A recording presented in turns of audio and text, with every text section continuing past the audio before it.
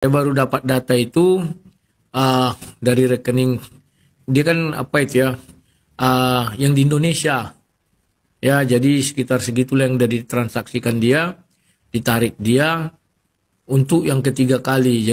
Suruh Syedis pulang, kutuntut dia. Kalau di Amerika kan kau bunga, bagaimana aku mau nuntut orang di Amerika? Tinggal ku kirim nanti data rumahnya sama si Cuma. Siap-siap kau dis. Kayak siapa itu kau nanti dibuat. Siapa nama itu? Alda. Nah, kayak Shalda lah datangi rumah teriak-teriak. Tenang Kodis. Ini ku bilang sama Syedis gini kan. Siap Kodis. Ini ku publikasikan malam ini, kalau tidak mau berdamai minta maaf. Semua datamu ku buka. Jam 7.30 aku habiskan habis Kodis. Edis tipu bin Pilatus. Edis bukan apologet, dia penghujat betul. Apologet artinya orang yang mempertahankan iman kekristenan. Kristen artinya mengakui Yesus sebagai Tuhan dan Juru Selamat kan? Edis mengaku Yesus Tuhan enggak? Enggak. Makanya aku bilang pengikut Edis itu tolol semua. Mengaku Kristen. Ini saksi Jehovah semua ini. Pengikut Edis itu saksi Jehovah cocoknya. Karena hanya saksi Jehovah yang tidak mengaku Yesus Tuhan. Paham gak kalian maksudku? Kan memang bodoh orang ini, tolol. Menurut saya kalau ditanya Yesus itu bukan Tuhan, ya sudah, saksi Jehovah dia. Dan Ucrim juga mana mengaku Yesus Tuhan. Makanya orang ini bilang, oh Syedis banyak orang, Yesus membawa ke dia, orang jadi Ucrim juga kok. Ucrim ke Ucrim. Kan bodoh. Polem hutapea. Ketololanmu makin nampak, bukan aku yang tolol, kalian yang tolol. Polem hutapea, aku tanya dulu kau ya. Ini bisa jadi adikku nih kawan, karena hutatoruan. Ya. Kutanya dulu kau Polem. Bagi kau Yesus Tuhan enggak? Datang dia, oh saya Kristen. Bagi saya Yesus Tuhan. Junjungan kau Syedis mengatakan Yesus bukan Tuhan. Siapa yang lebih cerdas, kau atau dia? Siapa yang tolol, kau atau dia? Ya si Polem lah tolol. Dia mengaku Yesus adalah Tuhan, tapi mengikut orang yang tidak mengakui Yesus adalah Tuhan. Kan tolol. Aduh. Apa tujuannya? Tujuannya adalah untuk menjawab sekaligus mengkonter atau memutarbalikkan serangan-serangan Islam terhadap iman kekristenan. Di mana sering sekali orang-orang Islam mengatakan Kristen itu begini, Kristen itu penyembah manusia, padahal Islam penyembah mayat dalam kubur. Ya kan? Kan sering begitu. Hei Oten, kenapa kau sembah manusia? Islam tidak tahu bahwa sesungguhnya Islam itulah penyembah manusia. Bukan hanya sekedar penyembah manusia, mayatnya manusia disembah-sembah. Ini maksudnya kenapa ada forum ini. Biar teman-teman ngerti. Sekaligus apa? Sekaligus saya ingin menyadarkan orang-orang Islam begitu, bahwa mereka berada di jalan yang sesat. Ya, oke. Loh, kenapa Anda bilang berada yang sesat? Begini, bukankah setiap hari kalian lihat di komal-komal, di channel-channel orang Islam, bahwasanya Kristen itu sesat? Nah, mereka yang mengatakan Kristen itu sesat tidak sadar bahwa justru yang mengatakan demikian itulah yang sesat. Bahkan nabinya berada di jalan yang sesat, didapati berada di jalan yang sesat. Ya, dan ini banyak muslim tidak tahu ya. Selamat malam Erik Ranggun. Erik, kemarin kamu dapat koin nyasar tuh. Dapat pesawat terbang, betul? Betul, bukan nyasar. Emang orang suka sama saya dong. Oh gitu. Ya kan, karena saya bisa mengalahkan kamu. Jadi orang suka sama saya. Oke lah, baiklah. Ayo kita diskusi ya, Erik Ranggung. Ini tema kita hari ini itu ini, Muhammad contoh manusia berdosa. Yesus contoh manusia yang tanpa dosa. Pertanyaannya, kenapa kamu masih nekat atau masih senang ngikutin orang yang berdosa? Silakan. Antara Nabi Muhammad dan Yesus sebelum dia disalib, dua-duanya saya ikuti karena dia itu utusan Allah. Itu aja. Jadi Anda senang mengikuti yang berdosa? Yesus juga berdosa. Sungguh nekat yang nyata. Yesus Jadi gini, juga sebentar. berdosa. Demi membenarkan atau demi kesenangan Anda ngikutin orang yang berdosa, Anda fitnah Yesus sebagai orang yang berdosa. Oke, sehubungan Anda tidak percaya dengan Bible, Anda kan tidak percaya dengan Bible, betul? Untuk Bible sekarang nggak percaya lagi. Oke, Anda percaya dengan Al-Quran, betul? Betul.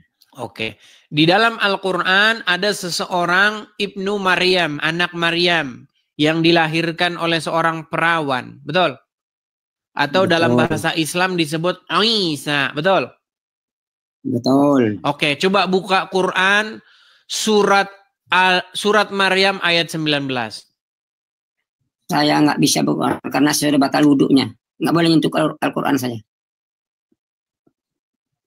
Dalam Alasan Islam, kalau disuruh buka Quran. dalam Baik. Islam, Baik, di dalam kalau kita Quran, sudah batal wudhu, baik, ini saya yang bantu. Di dalam Iya. Quran surat Maryam ayat yang ke-19.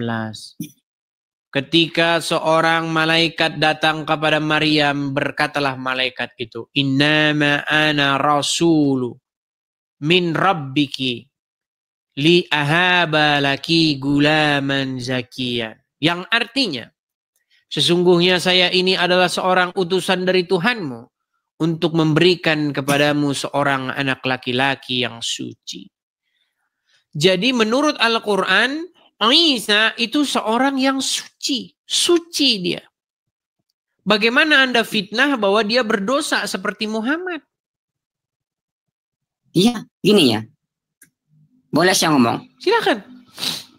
Nah, ini kan Yesus disalib itu untuk Jangan apa? lari kok ke salib sih. Ini gimana sih? Tenang dulu, Erik. Ini makanya saya bilang, kamu kenapa saya potong pembicaraanmu? Kamu ini mau lari kemana-mana. Kita berbicara mengenai fitnahmu yang keji terhadap sosok Ibnu Maryam. Bahwa dia berdosa, betul? Ya. Saya katakan sekali lagi. Yang saya ikuti sebelum dia disalib. Waktu disalib, Yesus kan menanggung dosa manusia. Artinya kalau dia menanggung dosa manusia, ini lari dosa kemana-mana. Yang ditanya, apa buktinya bahwa Isa itu berbuat dosa? Bahkan Muhammad dalam sebuah hadis, tenang. Di dalam sebuah buktinya hadis, gitu. Muhammad, tenang, Erik. Kalau kamu ngomong terus, kalau kamu tidak mau mendengar, kamu nanti tidak akan mengerti. Di dalam sebuah hadis, Muhammad berkata, apa katanya? Semua anak manusia lahir menangis, betul? Betul. Kecuali Termasuk Isa. siapa? Teruskan aja. Karena apa alasannya menangis? Karena dunia ini tempat berdosa gitu. Bukan ngarang. Nih saya tunjukkan ya hadisnya ya. Nih, semua bayi-bayi itu menangis. Alasannya karena disentuh oleh iblis. Isa tidak bisa iblis menyentuhnya. Saya tunjukkan ya hadisnya ya. Hadis tentang bayi menangis. Sebentar. Kecuali Nabi Isa. Ini Muslim ini banyak yang tidak tahu, teman-teman. Dengan Islamnya sendiri. Ini saya balikan kamera saya. Aduh, sungguh nekat yang nyata kali ini. Baik. Nih. Lihat ya, perhatikan umat Muslim. Nih. Ini judulnya ini sudah jelas. Semua bayi lahir menangis. Kecuali Nabi Isa dan ibunya. Mengapa? Perhatikan ya. Saya bacakan dalam literasi hadisnya. Ini umat Muslim ini tidak percaya dengan Muhammad. Perhatikan. Artinya, Ketika manusia dilahirkan dari perut atau rahim ibunya, ia menangis keras. Hal itu disebabkan ia ditempeleng oleh syaitan yang terkutuk. Memang kalau percaya sama Muhammad nih, memang kita harus ya sedikit-sedikit kita harus tidak waras. Padahal secara kedokteran kalau bayi tidak menangis itu dia tidak bisa bernapas. Makanya bayi itu harus nangis. Ya tapi karena orang Islam tenang. Karena orang Islam memang sudah diajarin memang tidak menggunakan otaknya. Makanya seperti ini. Saya lanjutkan lagi ya. Hal itu disebabkan ia ditempeleng oleh setan yang terkutuk. Yang tak seorang pun selamat darinya. Kecuali Nabi Isa putra Maryam dan sang ibu alaihissalam. Nih, jelas. Jadi bagaimana Anda katakan bahwa Nabi Isa itu berdosa sedangkan dia orang yang suci, iblis saja tidak berani menyentuhnya. Makanya saya bilang kalian ini nekat yang nyata. Nah, silakan Anda tanggapi. Ngapain? Kawan saya ngomong ini ya. Itu hadis ya? Apa? Itu hadis ya? Udah saya bilang. Yang kamu bacakan tadi, hadis ya? Betul gak? Kalau hadis dari kan? Muhammad namanya apa kalau bukan hadis? Kalau itu sebuah hadis, artinya Edis sudah mengakui kebenaran kata-kata Muhammad. Karena Nabi Muhammad mengatakan tadi, Nabi Isa orang yang suci. Artinya Edis sudah mengakui 100% kebenaran kata-kata Anda ini Muhammad. tidak menjawab pertanyaan saya. Kata siapa saya mengakui kebenaran Muhammad? Begini, sehubungan Anda memfitnah, tenang. Tadi kamu mengatakan ya, Nabi Isa itu suci, kata Nabi Muhammad. Sedangkan kamu membaca bukan hanya kata Muhammad, kata Al-Quran pun dia adalah seorang yang suci. Di dalam surat Maryam ayat yang ke-19. Kamu mengakui kebenaran Al-Quran yang mengatakan Nabi Isa suci. Kata siapa saya mengakui kebenaran Al-Quran? Saya hanya saya membantah argumenmu bahwa kamu memfitnah bahwa Isa itu orang berdosa. Betul? Betul. Nah, berdosa. Sehubungan Anda memfitnah itu saya tunjukkan ada ayat-ayat dalam Quran dan hadis. Dia tidak berdosa. Sebentar. Jangan dibantah dulu lah. Saya katakan sekali lagi, Nabi Isa atau Yesus sebelum dia disalib, ini menurut versi Kristen ini, menurut Islam dia itu tidak berdosa. Tapi menurut versi Kristen setelah dia disalib baru berdosa karena dia menanggung dosa manusia seluruh dunia. Artinya dosa numpuk dia semua waktu dia salib. Artinya dia juga berdosa setelah dia disalib. Tahu udah bego? Tahu nggak tolol? Ngerti nggak tolol? Sudah belum? Udah. Baik. Jadi yang dimaksud itu adalah Tuhan Yesus menanggung kesalahan. Dia artinya, maksudnya begini, ketika kita berdiri di hadapan pengadilan akhirat, saya gunakan bahasa-bahasa Islam ya, bahwa kita itu tidak diperhitungkan lagi, tidak dipandang lagi, tetapi yang dipandang itu adalah Yesus.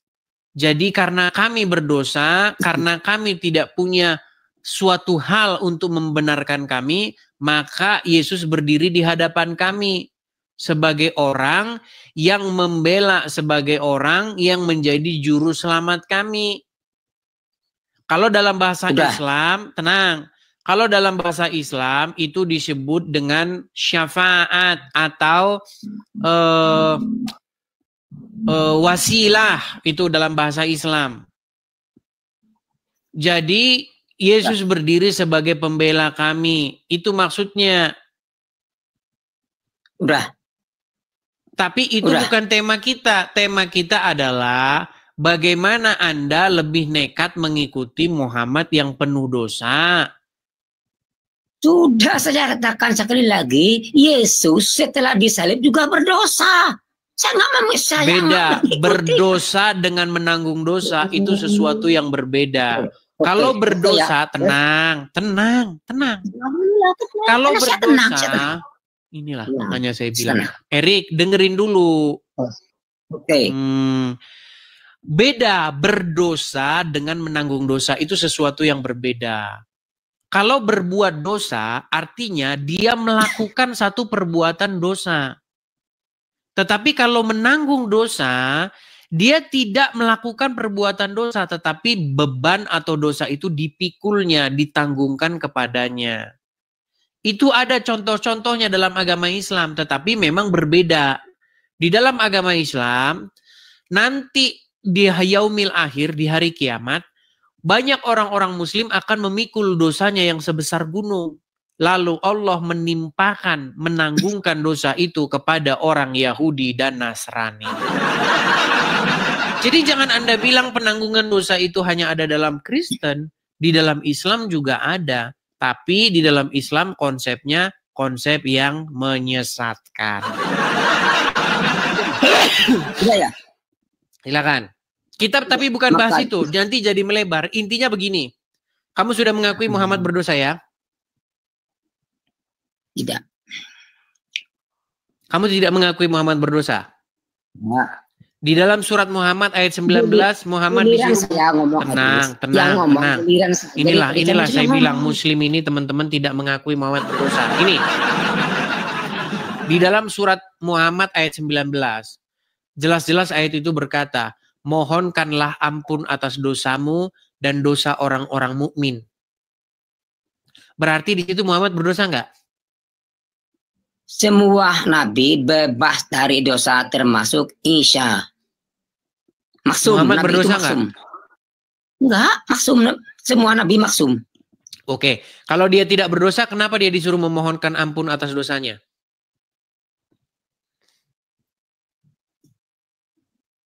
Dosa yang mana?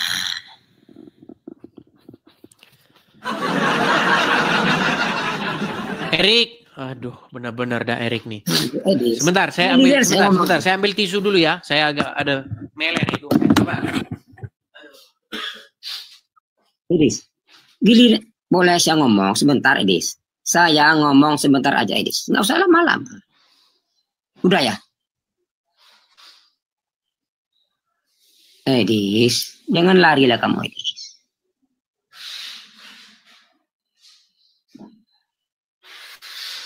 Lah, kemana ini?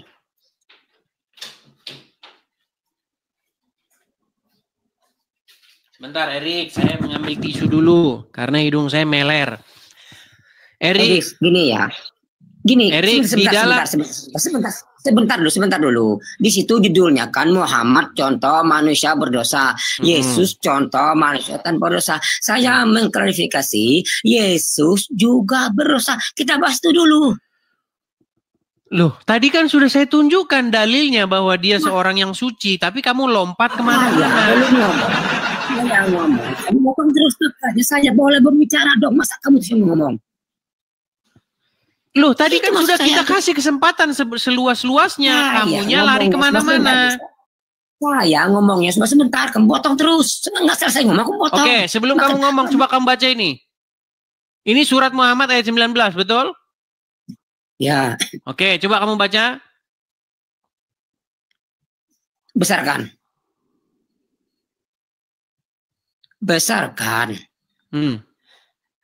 Ketahuilah Nabi Muhammad bahwa tidak ada Tuhan yang patut disembah selain Allah, serta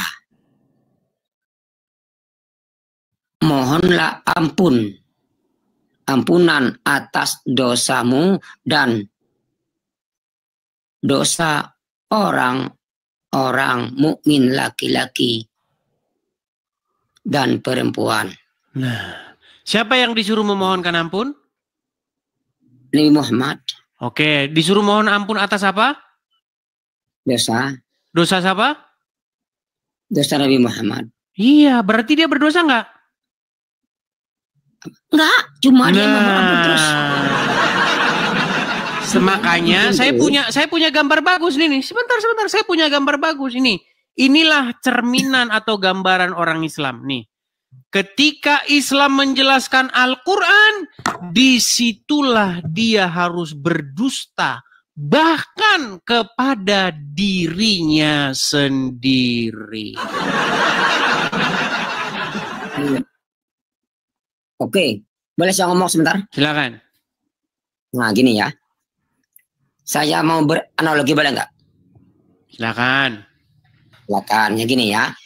Misalnya ya, Edis punya hutang ya. Lalu saya bilang sama yang menghutangi Edis tadi, saya yang menanggung hutang Edis. Siapa yang punya hutang akhirnya? Yang diomong apa? Yang dibahas apa?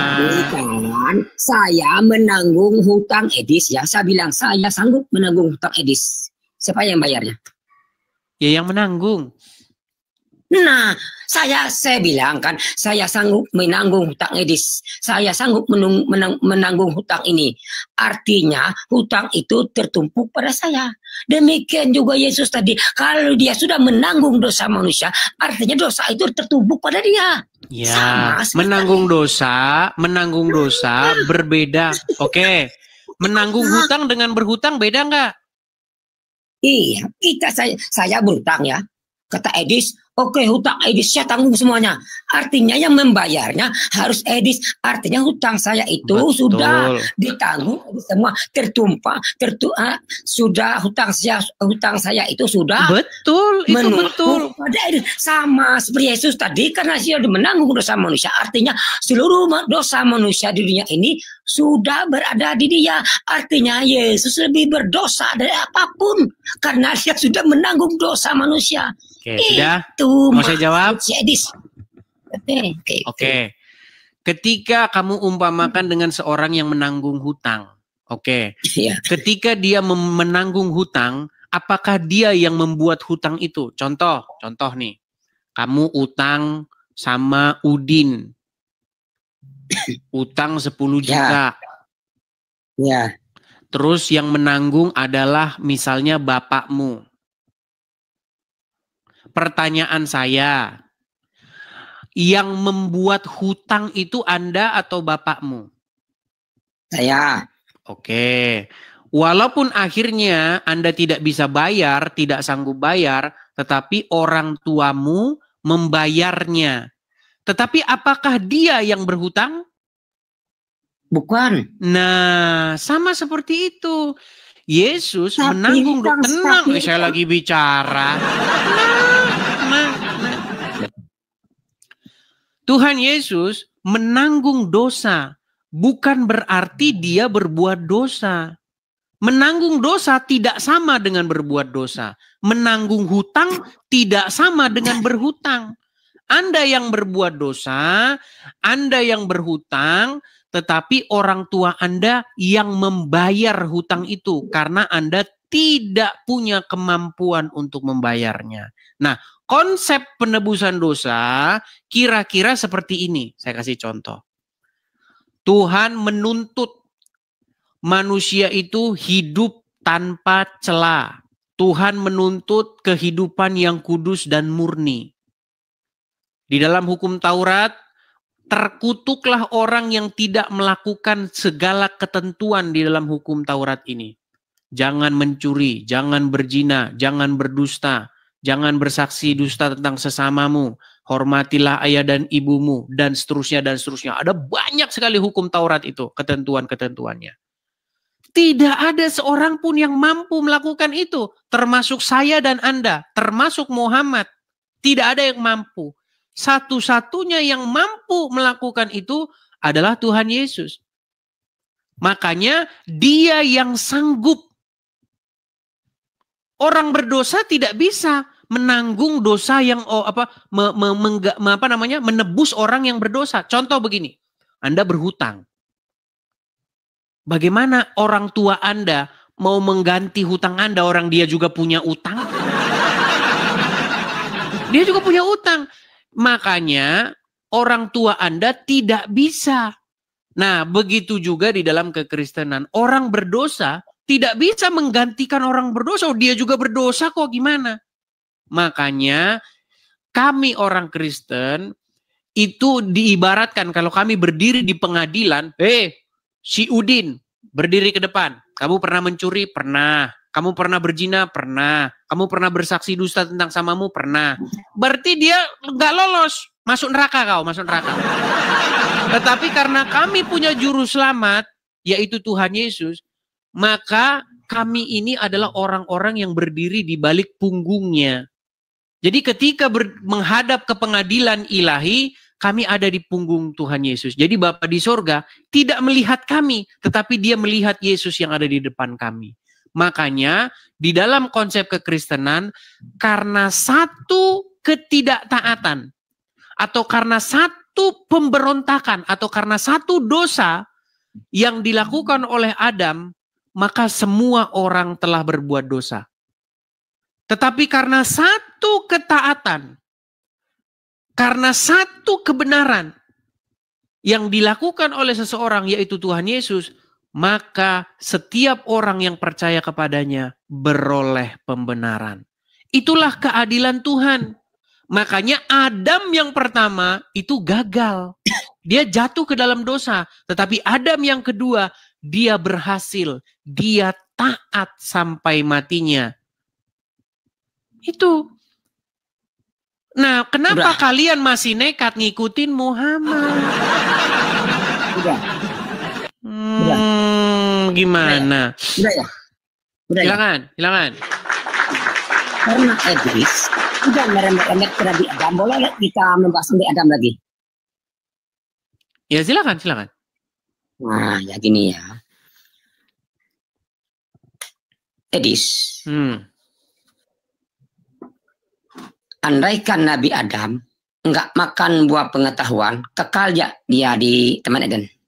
Iya, manusia itu diciptakan sebagai gambar dan rupa Allah. Jadi dia itu memang kekal. Justru yang mengakibatkan dia mati itu karena dia melanggar perintah. Karena dia tidak taat. Oke.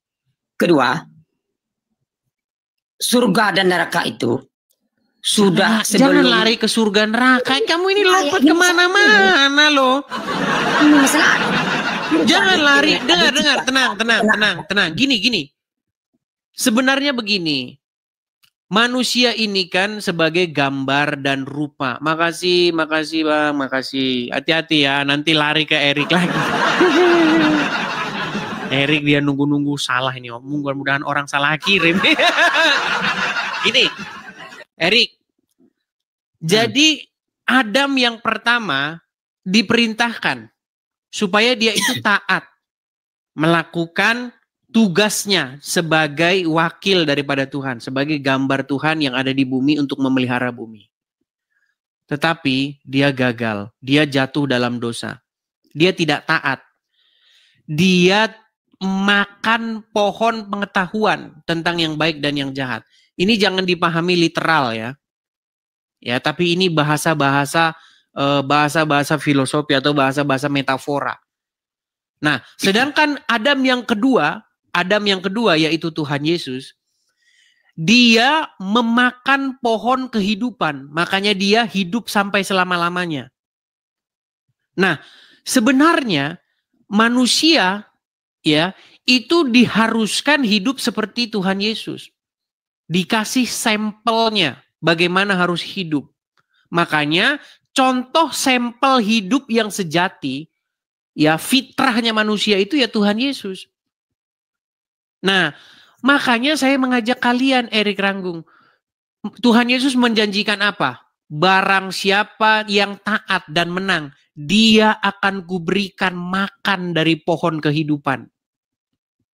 Makanya Tuhan Yesus akan memberikan buah dari pohon kehidupan itu kepada setiap orang yang percaya kepadanya. Nah, sedangkan Muhammad itu masih ada di kuburan. Jadi, saya naik ke sini bukan dengerin ceramah kamu, tapi berdiskusi, ngomongnya giliran gitu. Ya, silakan. Nah, dari tadi sebenarnya saya mau membahas masalah yang ini Nah, udah macet dia kan? Macet. Teman-teman siapa yang macet, teman-teman? Dia atau saya? dari tadi kamu waktu sebelum saya tadi kan kamu mengatakan ada sebuah firman Kosos ayat 3 mengatakan siang untuk bekerja agar lari malam lagi kan? Ya kau di kawasan ini. Lari di mana kau di situ dibahas, di situ kau lari. Ya silakan yang lain. Kita bahas ini, kau lari ke siang dan malam.